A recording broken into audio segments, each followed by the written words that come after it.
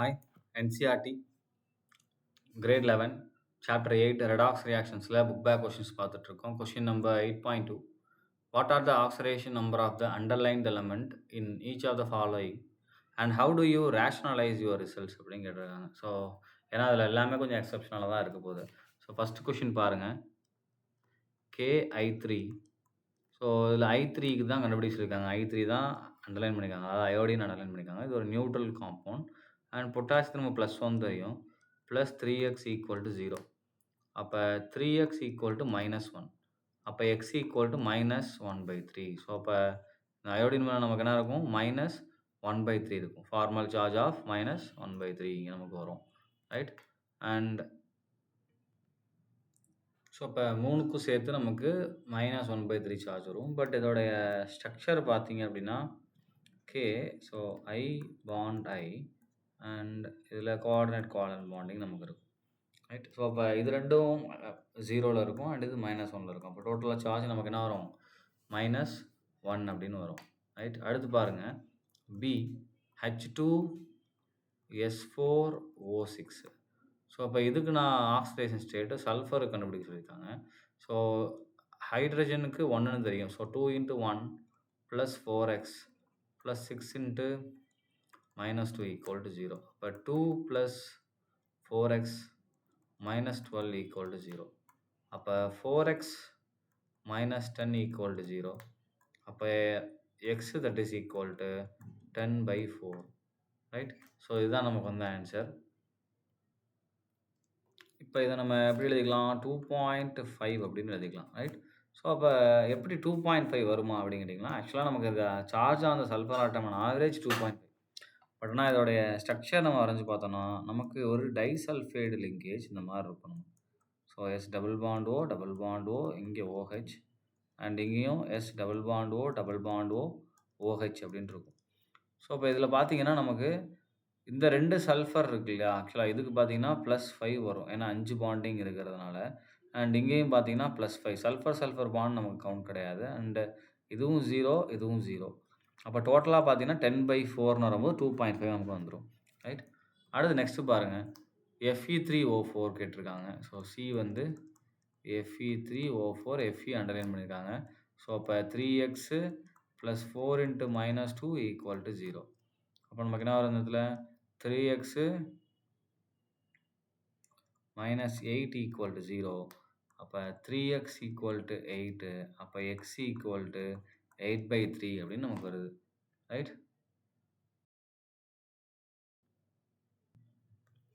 So இப்போ இந்த 8/3 அப்படின்றது நமக்கு எப்படி வரும் அப்படின்னா, ஆக்சுவலாக இது mixture of FeO and Fe2O3. So Fe2O3ல் இதோடைய ஆக்சிடேஷன் ஸ்டேட் +3, இங்கே +2. ஸோ அப்போ என்ன ஆகுனா +3 × 2, இங்கே +2 இருக்குமா, நேரம் மொத்தம் +6, இது +2ன்றப்ப +8 வரும். ஆக்சுவலாக ஒரு Fe 2+ல் இருக்குது, அடுத்து மிச்சம் இருக்க 2 Fe 3+ல் இருக்குது, ரைட். ஸோ இதுதான் நமக்கு இங்கே வரக்கூடிய கணக்கு. அடுத்து நெக்ஸ்ட்டு பாருங்கள், CH3 CH2OH. ஸோ கார்பனை நமக்கு அண்டர்லைன் பண்ணியிருக்காங்க. இப்போ நம்ம இதை எழுதிக்கலாம், CH3 CH2OH எழுதிட்டு இந்த 2 கார்பனை நம்ம அண்டர்லைன் பண்ணிக்கலாம். அப்போ இதோடைய ஃபார்முலாவில் ஹைட்ரஜன் பார்த்தீங்கன்னா 5, 6 இருக்குது. ஸோ அப்போ 6 × +1 ப்ளஸ் 2 கார்பன் இருக்கிறதுனால 2x, ரைட். அண்ட் அடுத்து பார்த்தீங்க அப்படின்னா ப்ளஸ் ஒரே ஒரு oxygen 1 × -2 that is equal to 0.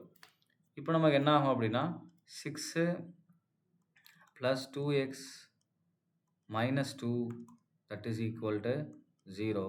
அப்போ நமக்கு என்ன இதில் 2x + 4 equal to 0 and 2x equal to 4 and -4 and x that is equal to -2 அப்படின்னு வருது. அப்போ கார்பனுடைய ஆக்சிஜன் ஸ்டேட் நமக்கு -2 அப்படின்னு வருது. ஸோ இதோடைய ஸ்ட்ரக்சர்லேருந்து நம்ம பார்த்தோம் அப்படின்னா இங்கே ஹைட்ரஜன்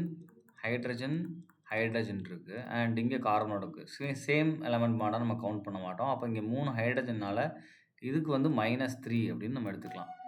இந்த கார்பன் பார்த்தீங்கன்னா இங்கே ஒரு ஹைட்ரஜன், இங்கே ஒரு ஹைட்ரஜன் அண்ட் இங்கே ஒரு ஆக்சிஜன் அண்ட் ஹைட்ரஜன் இருக்குது, ரைட். இப்போ இங்கே பார்க்கும்போது ஆக்சிஜன் நமக்கு இங்கே சப்ளை பண்ணுறது வந்து என்னது,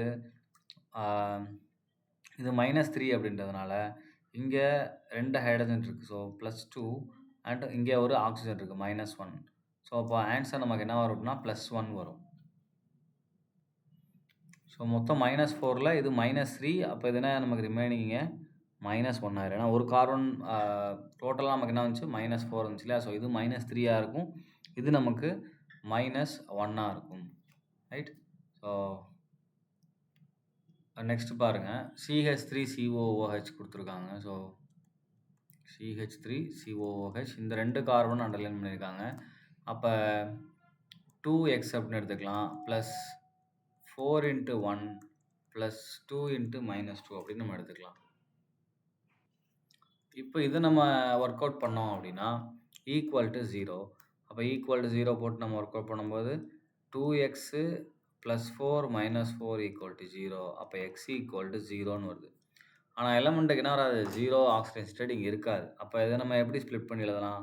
இங்க C, இங்க H, இங்க H, இங்க H. ஸோ இதுக்கு பார்த்தீங்கன்னா நம்ம -3 அப்படின்னு எழுதிக்கலாம். ஏன்னா ஹைட்ரஜனுக்கு நான் +1 போடுறனால. இங்க பார்த்தீங்கன்னா C டபுள் பாண்ட் O, இங்க O, H. ஸோ இங்க Oக்கு -1, இங்க 2 Oக்கு -2. அப்ப இதோடைய ஆக்ஸிஜன் ஸ்டேட் பார்த்தீங்கன்னா நம்ம +3 அப்படின்னு நம்ம எழுதிக்கலாம். ரைட்? ஸோ அப்ப ஆட்டோமேட்டிக்கா நமக்கு இதோட வேல்யூ +3 இதோட வேல்யூ -3 வரும். அப்போ ஓவராலா 0. ஸோ இதுதான் நமக்குடைய எக்ஸ்ப்ளனேஷன். நீங்க வெறுமனே நம்ம எக்ஸ் வேல்யூ பார்த்தோம்னா மாறும். பட் அதில பாண்டிங்ல பார்க்கும்போது ஒண்ணு டேலி பண்ணிக்கும். ரைட்? Thank you.